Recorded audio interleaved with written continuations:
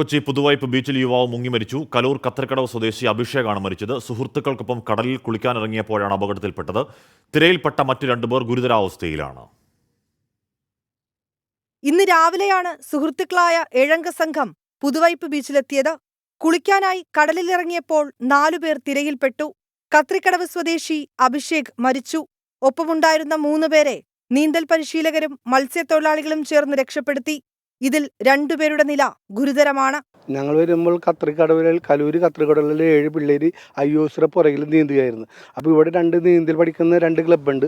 അവർ എന്ന് പറഞ്ഞ് അവിടെ നീന്തൽ താഴ്ച കൂടുതൽ നിങ്ങൾ വരാൻ പറഞ്ഞു. ലാസ്റ്റ് കരച്ചിൽ കേട്ട് ഈ നീന്തൽ ആൾക്കാർ കൂടി ചെന്നാണ് ഈ 2 പിള്ളേരെ രക്ഷപ്പെടുത്തിയും ഒരു ചെക്കൻ്റെ ബോഡി കിട്ടുകയും ചെയ്തത്. വിവിധയിടങ്ങളിൽ നിന്നുള്ള വിനോദസഞ്ചാരികളെത്തുന്ന പുതുവൈപ്പ് ബീച്ചിൽ ലൈഫ് ഗാർഡ് പോലുമില്ലെന്ന ആക്ഷേപമുണ്ട്. കുളിക്കുന്ന ഒരു 10-50 പിള്ളേരുണ്ടായിരുന്നു. അതിനപ്പുറത്തുമാരാണ് ഇവരിറങ്ങിയത്.